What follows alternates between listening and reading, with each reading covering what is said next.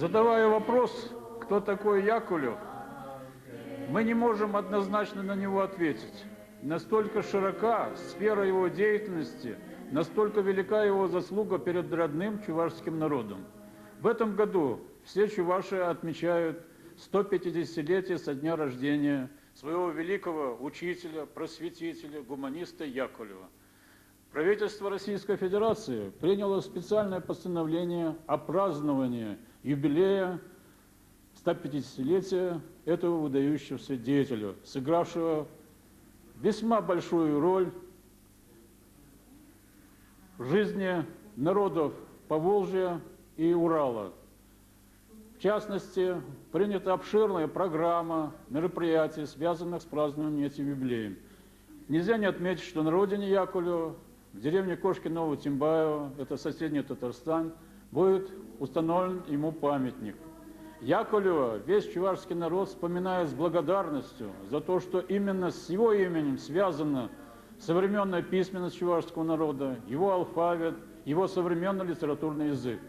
Яковлевым были переведены на чувашский язык многие книги художественные, сельскохозяйственного содержания, естественно-научные, медицинские и многие другие.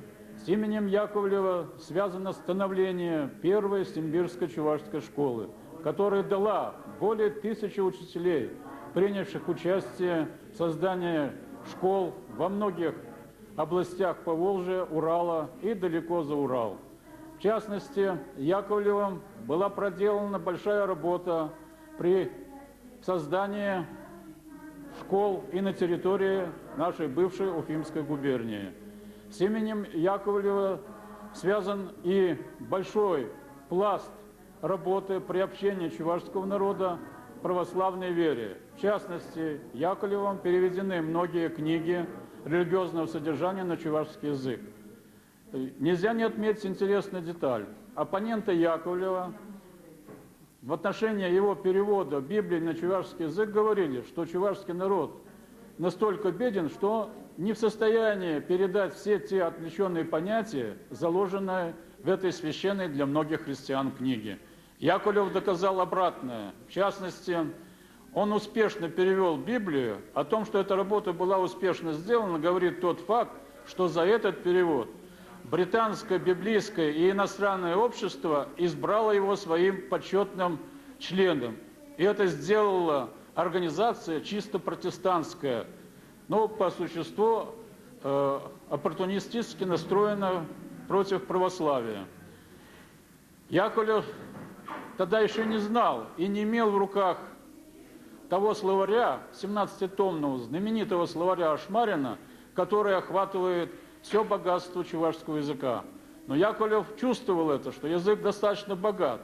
И он завещал, говоря о том, что чувашский народ в своей многотрудной, многовековой истории сохранил 3 великие вещи. Это 100 000 слов, 100 000 песен и 100 000 вышивок.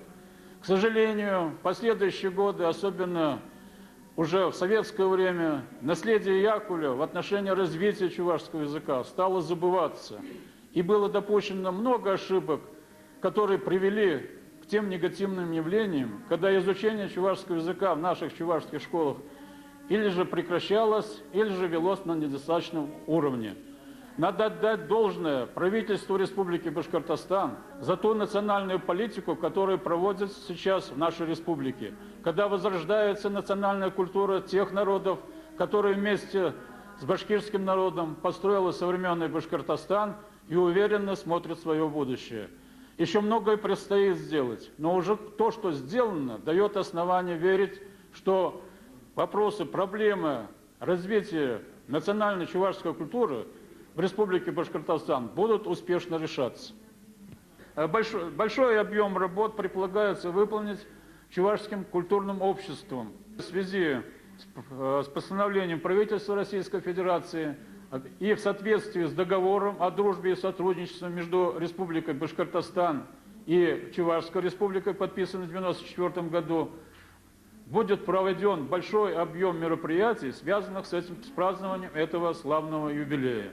В частности, предполагается издание плаката, проведение конкурса детского рисунка, смотров художественной самодеятельности. Все это даст всплеск повышения самосознания чувашского народа, представители которого компактно проживают во многих районах нашей республики.